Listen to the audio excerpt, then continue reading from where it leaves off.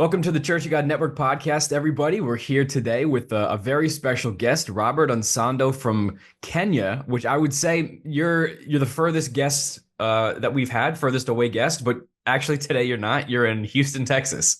So welcome to the podcast, man. Yeah, thank you so much, Dan, and thank you for having me on this podcast. It is true that I am over 13,000 kilometers away from my backyard. So Mhm. so you're right by saying that I come from very far, but I'm not in Houston. I've just come back to Avenger. We traveled yesterday night, so I'm Right. back in Avenger, Tyler. So Okay. yes, Still a long way from home, though. Well, still a long yeah, way. yeah. Mhm. Uh, we've known Robert for a while, a couple of years now. Robert is a pastor for Church of God International, and he's involved in quite a number of projects, which he'll talk to us about today.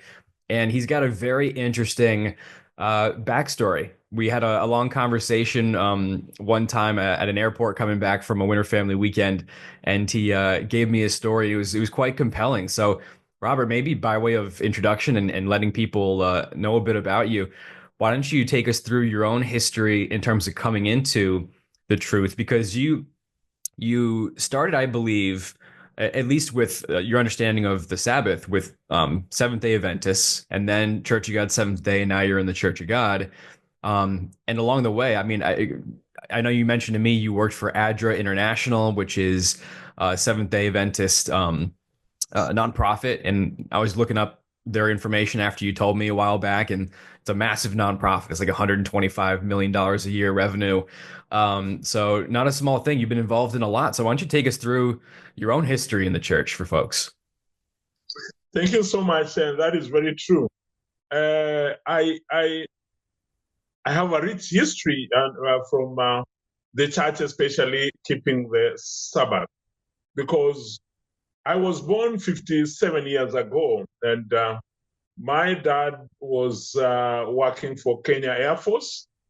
And my mom was, she used to take care of us. But the real influence was from on my mother's side, who is late and she died 2 years ago. But she really did a wonderful job to us because she comes from the Seventh Day Adventist background. My grandfather from my mother's side was a Seventh Day Adventist member and a very strong one. In fact, he donated land where one of the churches and big schools are built in my country. So that is where we drew our church background from. So I was born and reared as a Seventh Day Adventist. And for all this time, I knew that there is no other true church apart from the Seventh Day Adventist church. Mhm. So if you didn't go to Seventh Day Adventist church, it's like, wow, what do you mean? Why are you out there? And you know Yeah. that the only true church is Seventh Day Adventist. Mhm. So it's a long story, but I'll want to cut it short because as I finished, I trained as a mechanical engineer.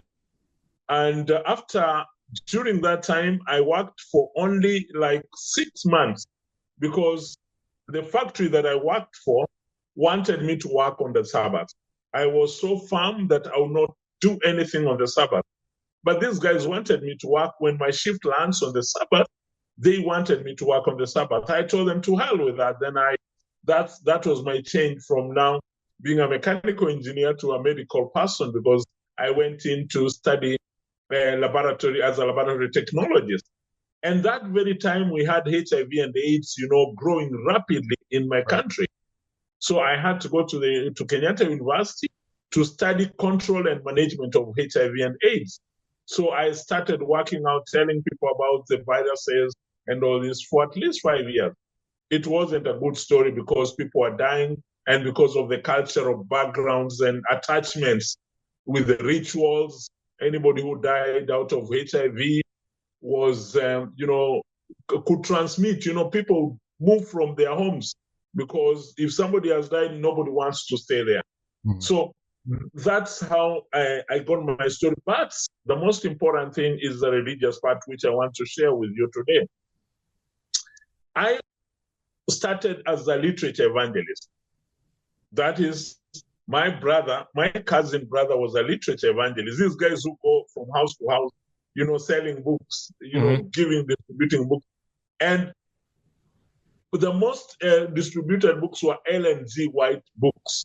Right. Ellen G. White is a purported, I'm using the word purported prophetess, because they believe she's a prophet. And she is, by the way, one of the founders of the Seventh-day Adventist Church, which was founded in 1863. Yeah.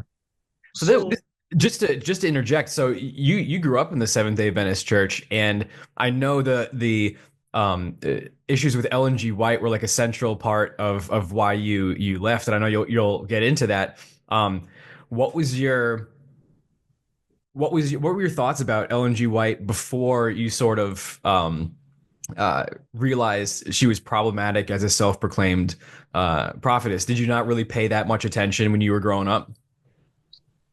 Initially, as I was growing up, if you said anything against Ellen G. White, I would go down with you, because I really believed in Ellen G. White and whatever, and I would not understand, why are you against this wonderful lady who is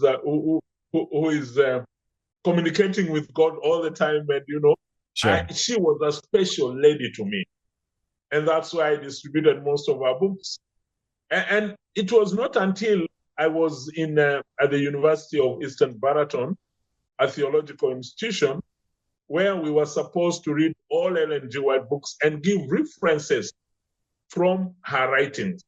If you did not understand anything from the Bible, then you would refer for the answer from Ellen G. White books. Then one day I was in our class, and I asked this question that made things worse for me and broke hell loose. This is what I said. I asked them, to hell, who is this Ellen G. White you guys keep on referring to all the time? Is she the one who was waiting with other colleagues for Jesus to come in 1843 and 1844, and Jesus did not appear? Then I was like, if truly she was being given visions by God, why did God not give her this vision that nobody knows the day nor the hour of Jesus coming? Yeah. How come that evaded, and then they were like, do you know who you're speaking about? And I was like, who is this? Do you know that the owner of the founder of this church? Then I was like, okay, who is the founder? Ellen G. White is the founder. Then, I apologized and said I didn't know, because then I'm intruding. I saw this church was founded by Christ. And if it was founded by Ellen G. White, then I'm very sorry, because I'm the one intruding. Another one thing that I didn't agree with was Jesus moving from one apartment to another in heaven. That is what I call face saving, because they told people to sell all their property. And now, when Jesus did not come, it was difficult for them to go out and tell people what was going on. So the best thing was to find a way of trying to justify what they were doing. And that is why they said that Jesus was not coming on earth. He was only moving from the holy to the most holy to start investigative judgment. That's what they call the heavenly sanctuary. Okay, so their way around Christ not returning was that it was a spiritual fulfillment. Yes, it was a spiritual fulfillment. Besides that, one thing again I asked them about, the same thing about coming, because when you read Mark 16:19, it says how Jesus was carried up and sat on the right-hand side of God.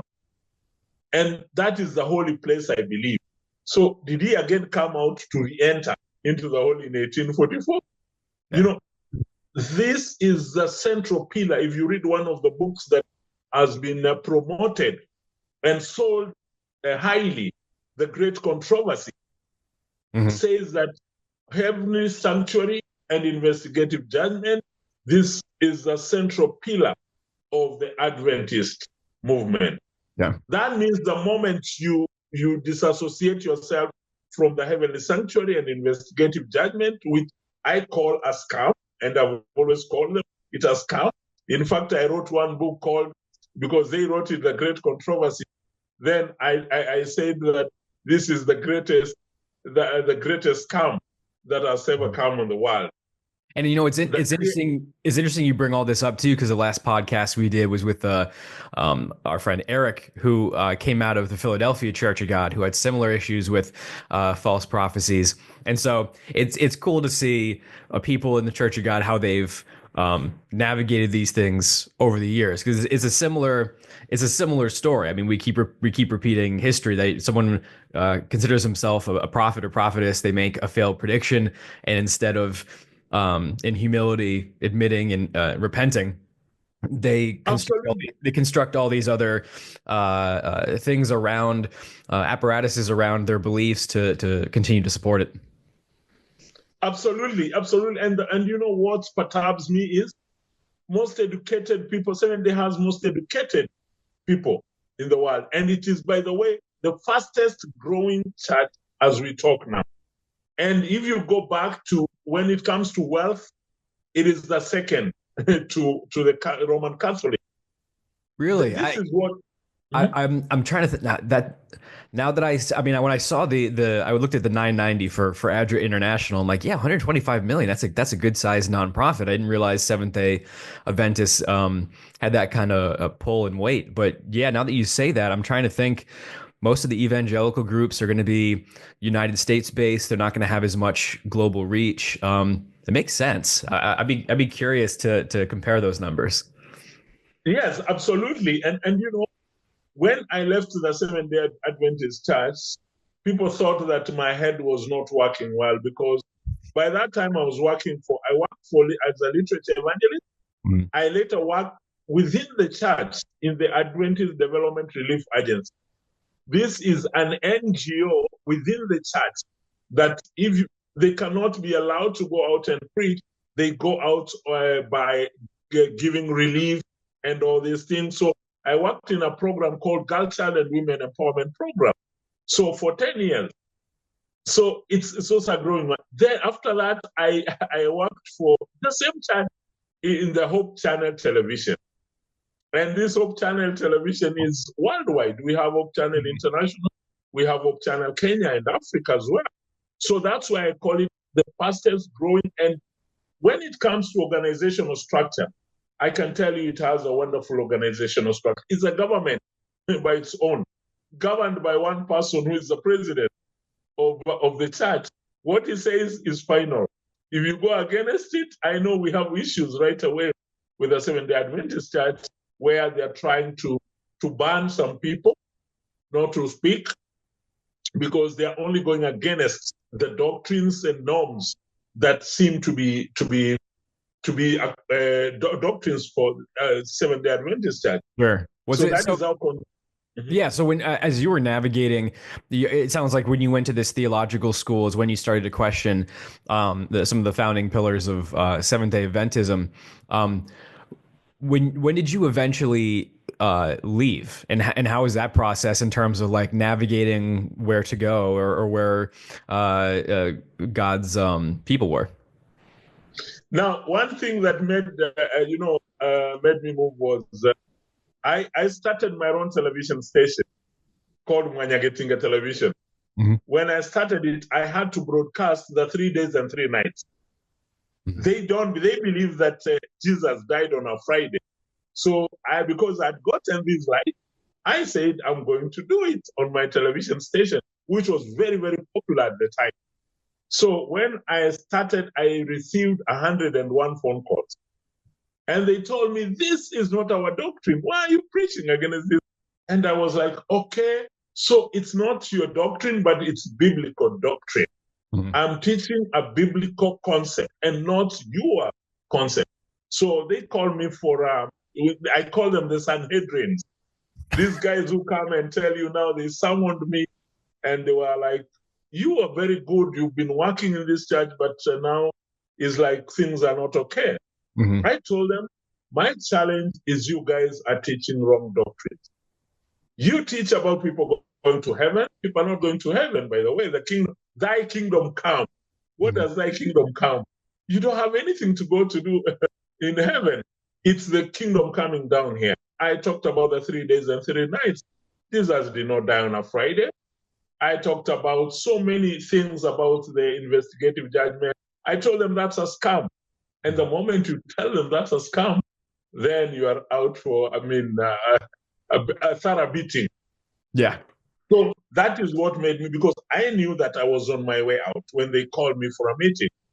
And because they called me for a meeting, one thing that I didn't want is to go out there and start worshiping with other organizations that don't keep the Sabbath. So the next thing was, thanks to Google So you were and this social media. you were kind of, it sounds like you were hoping that they would recognize that they were teaching an error and perhaps change. Was that your hope at the time? I thought so they would do that, but this I had a discussion with the president of the church, and he told me, if you have any issue with the church, there are processes that you must follow. The church has what you call a church manual and policy. You Mhm. must follow the policy.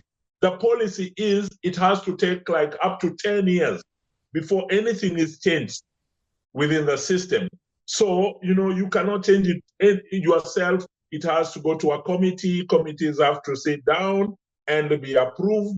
So Mhm. I said, I cannot wait for that long. When you know the truth is Yeah. the truth. Yeah. So I started Googling.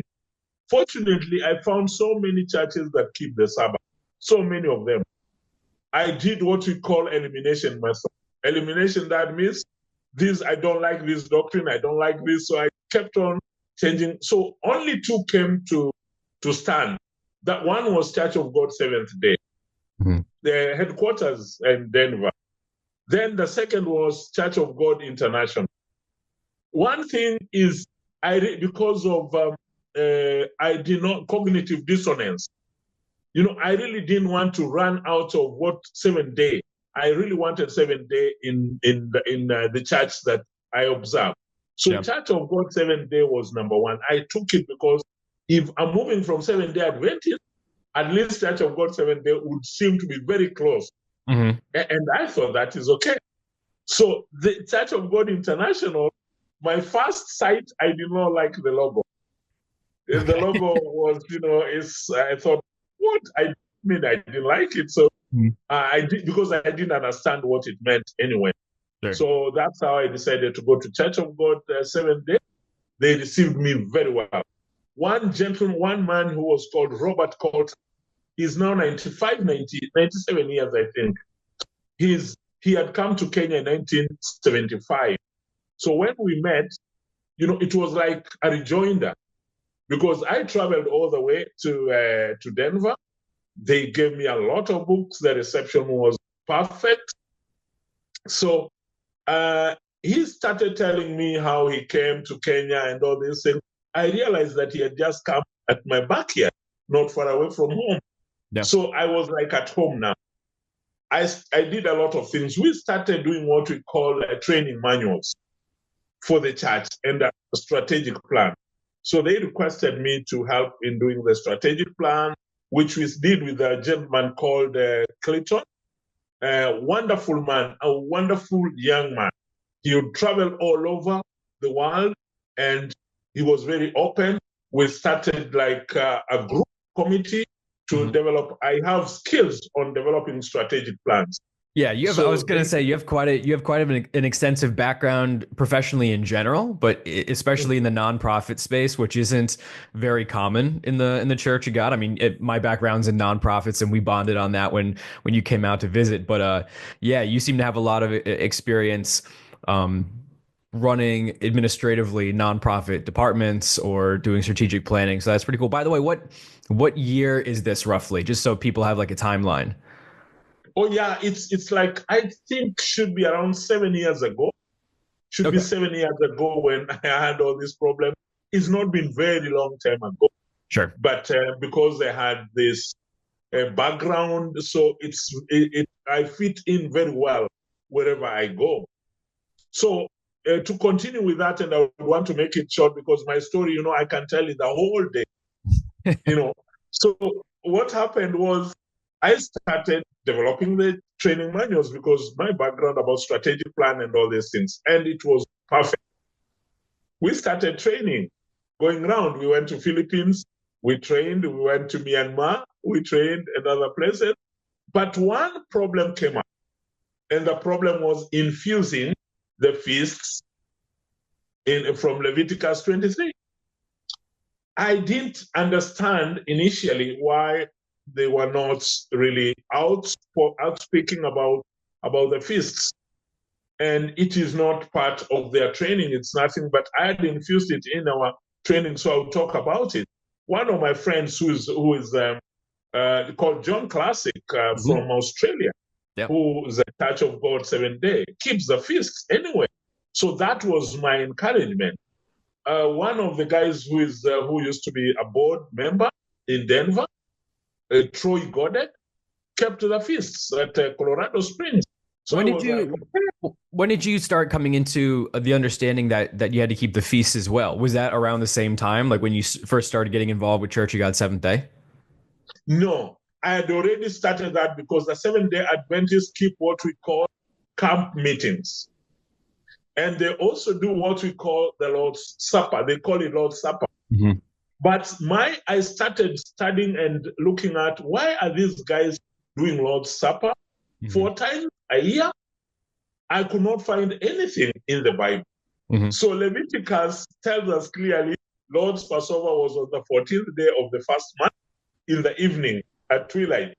Okay, so you started. I mean, as you were navigating your changing views during Seventh Day Adventist, when you were in the Seventh Day Adventist, is when you started coming into knowledge of the holy days. Absolutely. Okay.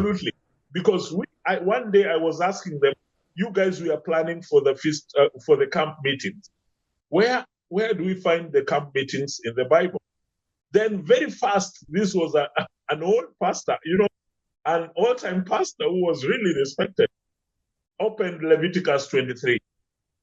And then we were reading down, and the challenging part is he's the one who read that on the 15th day of the 7th month is the Feast of Tabernacles for 1 week, for 7 days. Then I asked him, what does the Bible say? On the 15th day of the 7th month. Which calendar are you guys using? They told me, yes, we use this normal calendar. Which is this normal calendar you are talking about?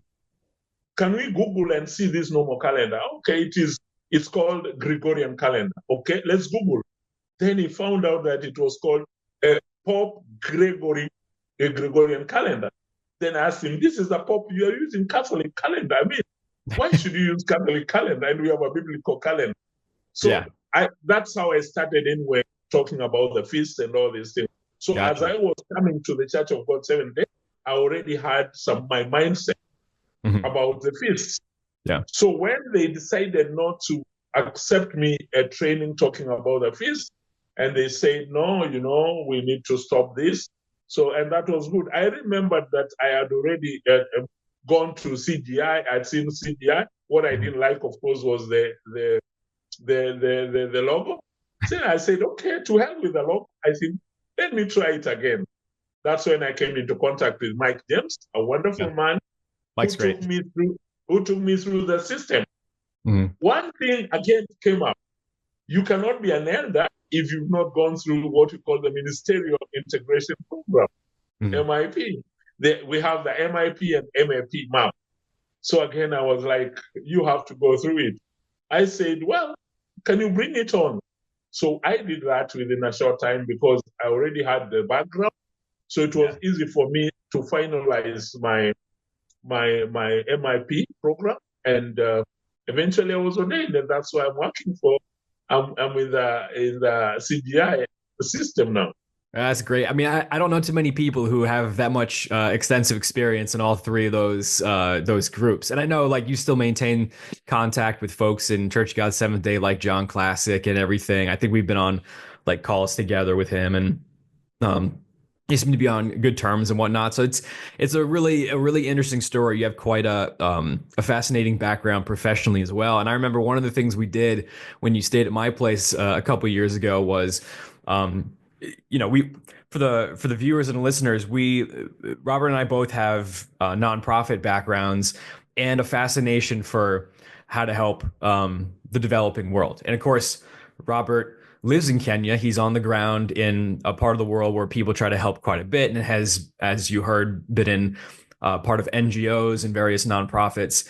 And we watched a documentary together when he came out called Poverty Inc., which I don't Yeah. recommend um, documentaries a lot because they tend to be very superficial looks into issues, and it's easy to sort of manipulate the information that they show to make a point. But it's one of the few that's very good, and we watched it, and uh, it's about how to help the developing world, and not so much through the lens of uh, people being objects of aid or the West swooping in and sort of having this paternalistic uh, view of themselves or providing things for free, but more investing in people and trying to build up um, folks and the infrastructure of countries.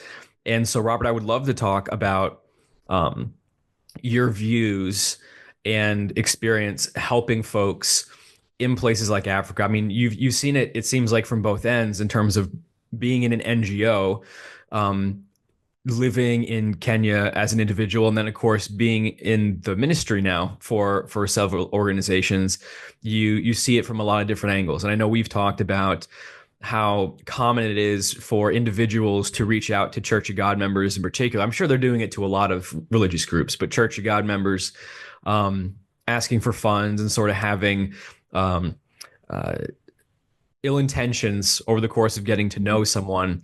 And I was really interested at the time, and still am, at getting your views um, on how to help most effectively, and what to be wary of in helping not only, I guess, not the developing world in general, but specifically in Africa, since that's where you have your experience. Yeah, yeah. Thank you so much, Dan, because this is a very, very sensitive discussion, It is. and it has landed me into problems all the time. I discuss about it, and the reason is because some people have made this a business, and that's the most unfortunate thing that has happened. I worked in the NGO world, as you say, that is true, and I have a lot of experience in that.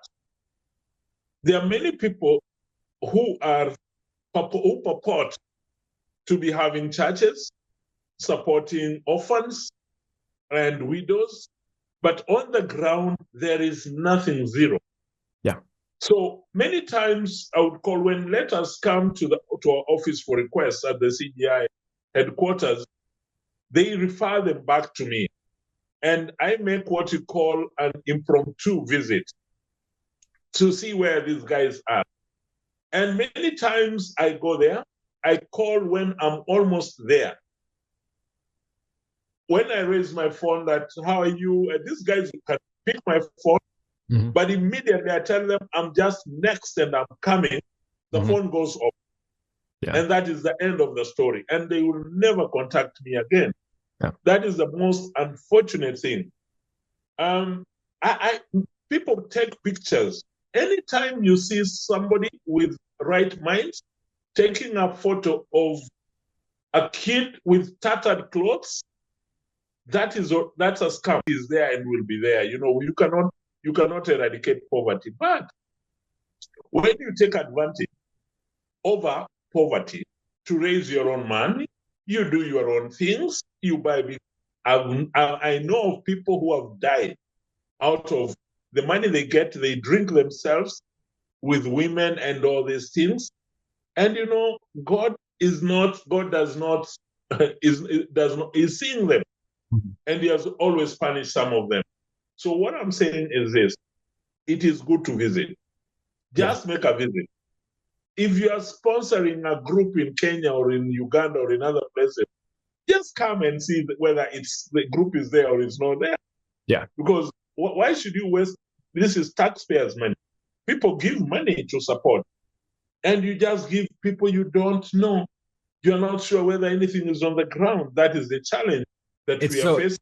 Yeah, it's so complicated too. It's because there's like a million different elements of it. The first thing to emphasize is that this is a problem that is faced by, I mean, probably every religious organization, but in the Church of God, all the bigger groups that have a presence in places outside the United States, like Living, Cagua, United, Church of God International, they all deal with this on a regular basis, which is the difficulty of verifying legitimacy. And like you said, you gotta visit. Like you for and that makes sense, right? If you're going to support something, you need to be on the ground or know people that you trust on the ground to help. I mean, no, in our program where we give out grants to people to finish education or start a business, we leverage the ministry from the different Church of God groups on the ground because they're there, they know folks. We recognize we don't, and that it would be such a administrative and financial hurdle to visit enough to verify legitimacy and establish those relationships on our end. But there are people who do have those relationships, like yourself. But also, you touched on a couple things that are really important, and the first one is the way the West, in particular, has done charitable aid.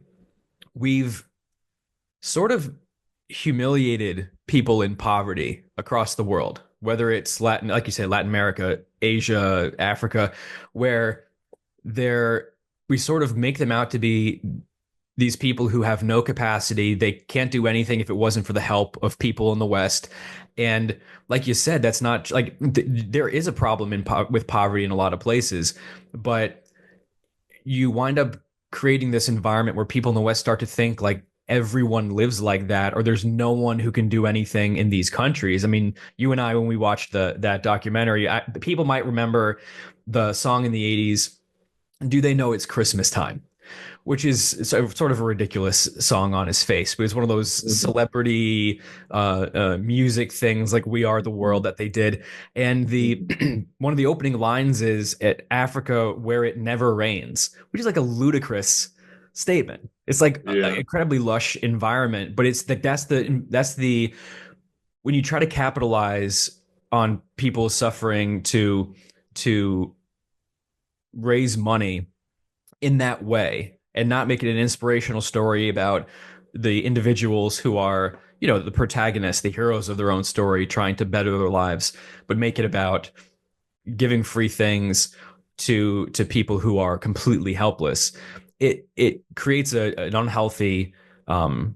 place Mhm. mentally and emotionally for people on both ends. But like you said as well, people that's damaging enough when it's done for legitimate causes, but a lot of people have capitalized on it, like you said, for malicious reasons. Who and folks can read about it if they want. It's now become a cottage industry, whether it's in the orphanages in Haiti. Um, I happen to know Kenya. You and I have talked about this. Kenya sort of has a an orphanage scam industry where people will say they run an orphanage, and in reality, either there is none, like you're saying, there's nothing there, or their kids are brought out off the street to sort of pretend there is for a time, and maybe they get some money or something, and then they go back, and or they're not cared for. Worst case scenario, some of them are fronts for like child trafficking. And then the third one that I've heard is sometimes you get, like in Haiti, this is a big deal where there are orphanages that exist, and it you go there and there are kids there and they're permanently, but they have parents still.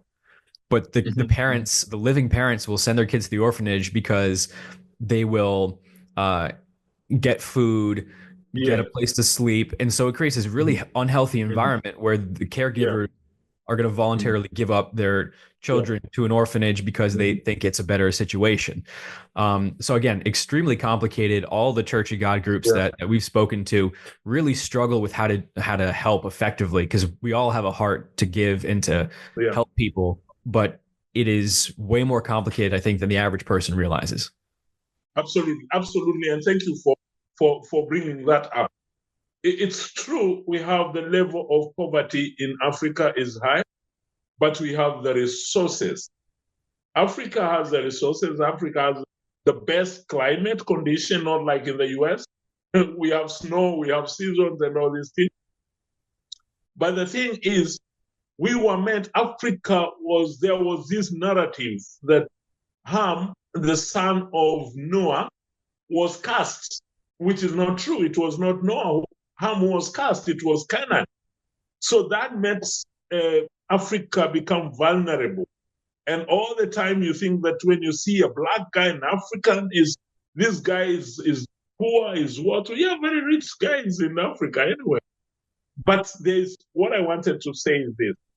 We started what we call like a network. We wanted to start a network of churches of God, so that when anybody wants to verify a certain group and they want to support, then you can write to the network, and the network can go out and verify whether the group exists. We went to one of the groups, and I may have shared this with you.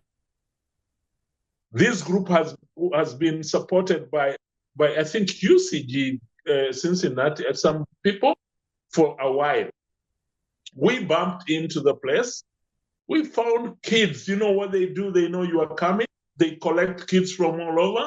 Then they bring them there, pretending that those kids live there. And they're well coached. So we gave the reports to the lady who used to, and the other team that was supporting. But still, the support is on. So what do? You've done your part. You've shared the report. And you know you are seen as the bad one, because if somebody still continues supporting a group that is proud, and you've given the reports, you are on the ground. Some people from the US came and visited. It happened. So what do? You've done your part. Yeah. That is the challenge that we are facing. There are people who are ready to give, but I'm going to be very unpopular in this anyway. Whoever who's going to watch, especially our guys from Africa, please don't stone me, because this is the truth. This is what is on the ground.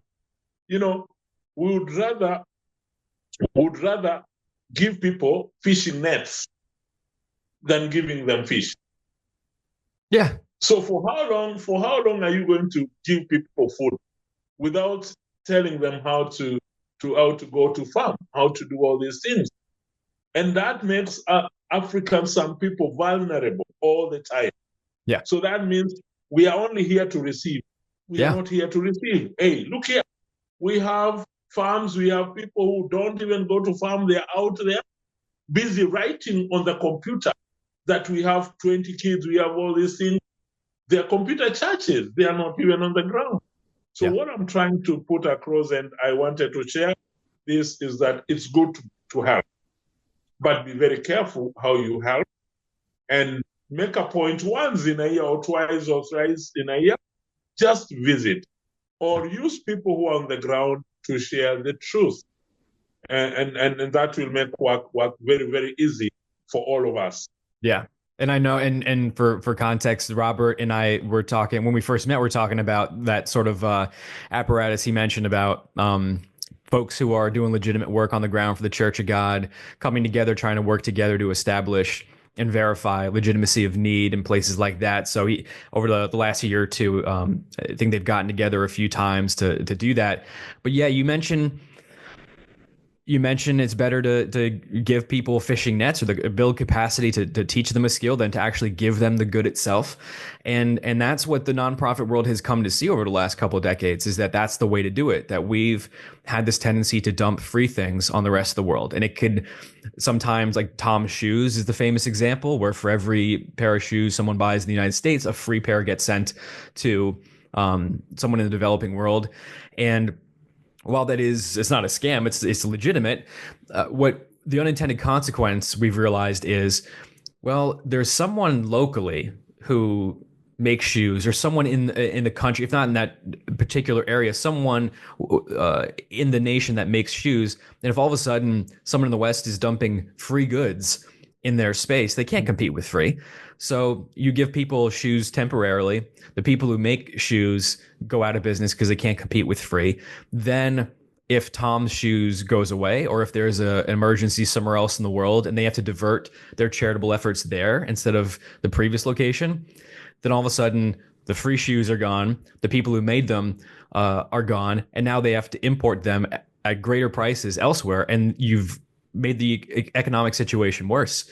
So things like giving people access to microloans to start businesses or continue education where they build capacity, because a lot of times in the developing world, people don't have well-established property rights, because maybe there's someone who owns all the land in the area who leases it out to people, so you can't go to a bank and leverage your property to get a loan to expand your business. So providing access to capital, drilling wells, like those kinds of infrastructure projects. I know LifeNets does those. Those are very effective. So those kinds of things are hugely important. We've realized in the nonprofit world over the last decade or two that we've made that mistake big time, and a lot of folks are trying to correct it, to give credit where credit's due, because I think folks are realizing just how challenging the atmosphere is, largely because of the mistakes we've made for about 50 to 60 years now by this point.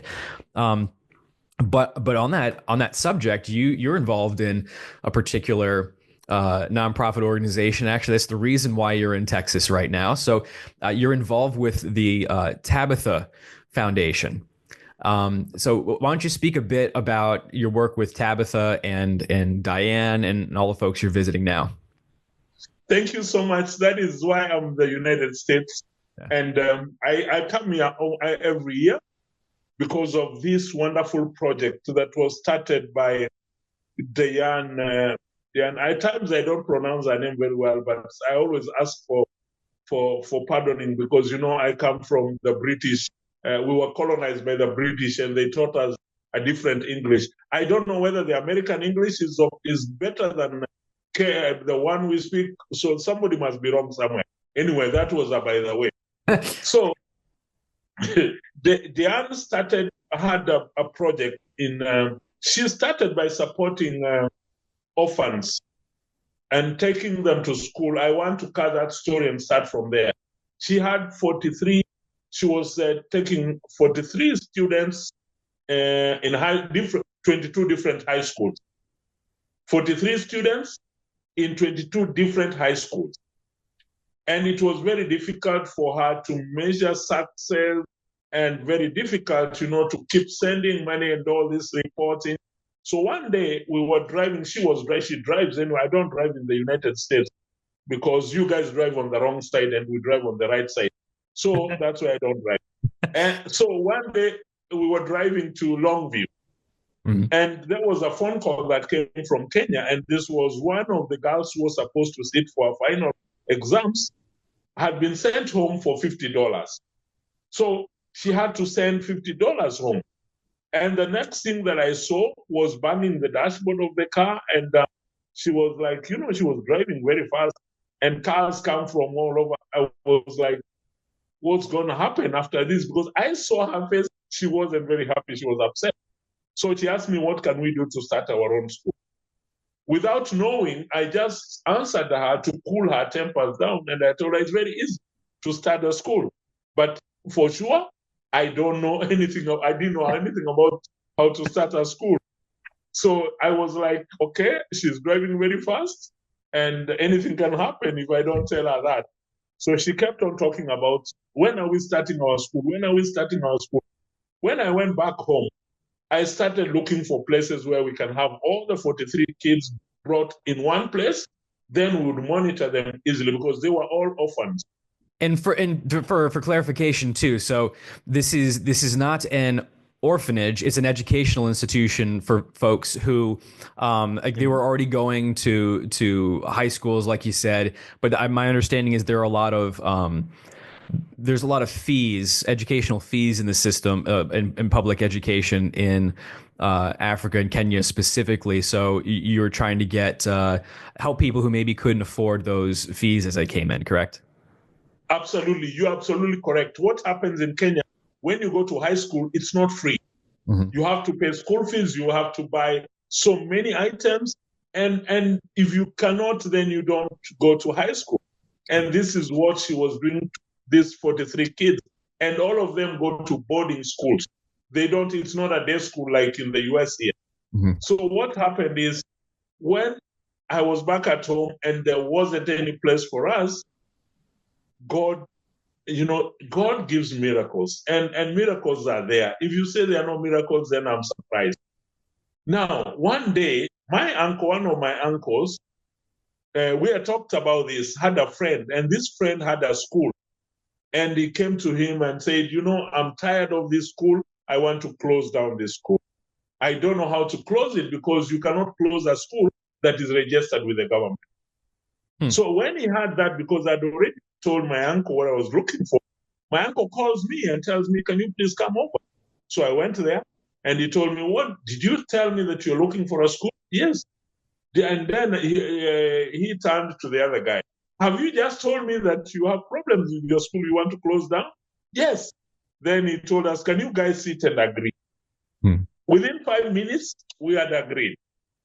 And we had the school.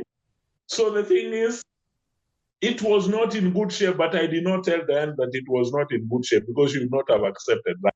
Yeah. So I told her that we've gotten a place and it's a good place. So we started plans. In 2 weeks' time, we were supposed, schools were supposed to open. So we did all the paperwork and everything. We had all our 43 kids in one school. The next step is to employ teachers. We had to employ teachers and do everything.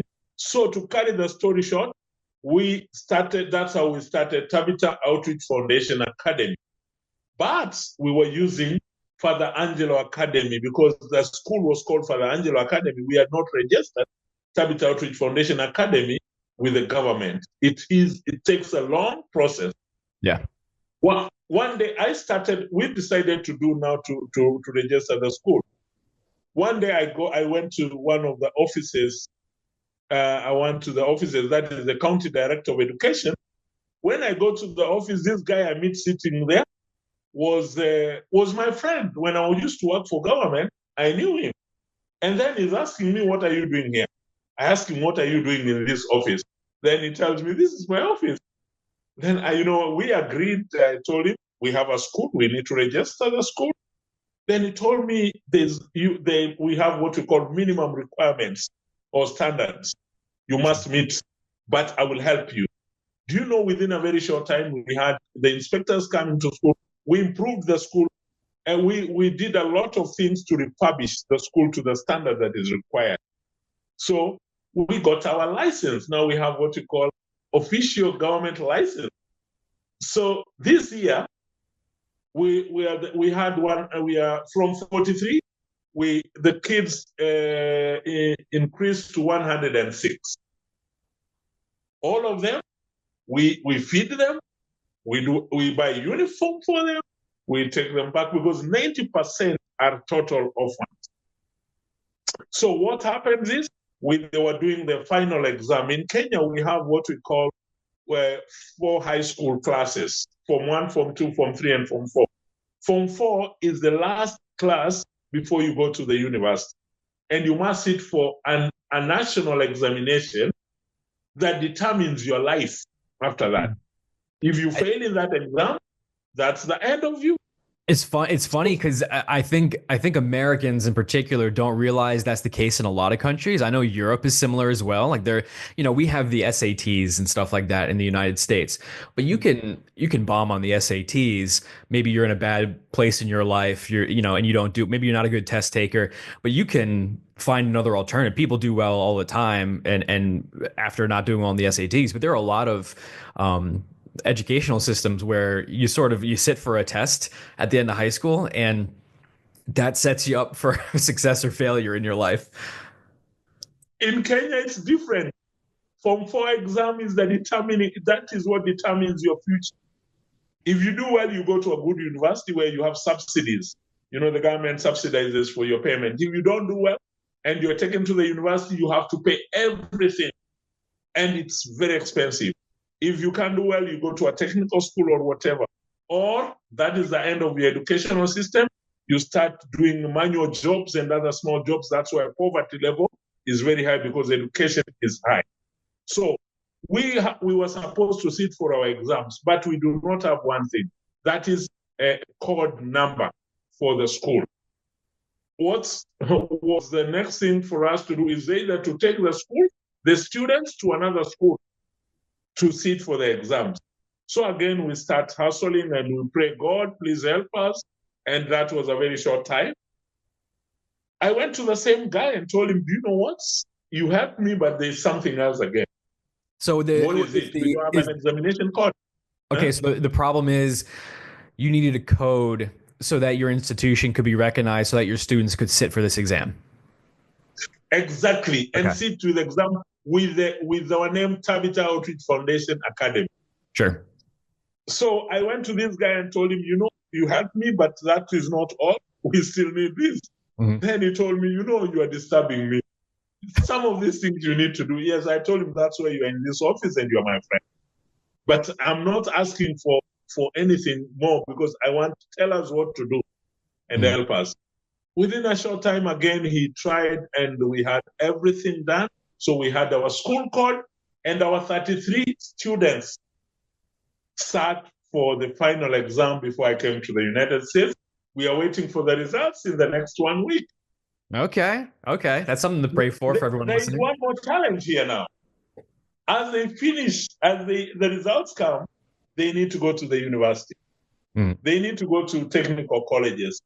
They need to go. We need money to support them because leaving them at this point does not make sense. Because then we will not have helped them. So our school, we have decided to start what we call technical wing. So we want to do a technical wing where our students who don't go to the university, for example, can train trade. The trade skills. Sure. They can do carpentry, they can do dressmaking, they can do, welding, because I am a mechanical engineer. I have bias towards that. So, and they can also do a little bit farming and keeping chicken, because that would help them to start their own small businesses out there. So that is what we want for our kids. And that's why I say it's better to give somebody a fishing net instead of giving them fish all the time. Yeah. Because that does not help.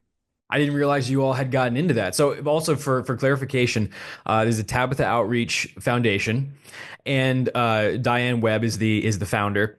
And I didn't realize that you all had plans to go from this school to also. And I mean, when you mention it, when you talk about it, it makes sense that.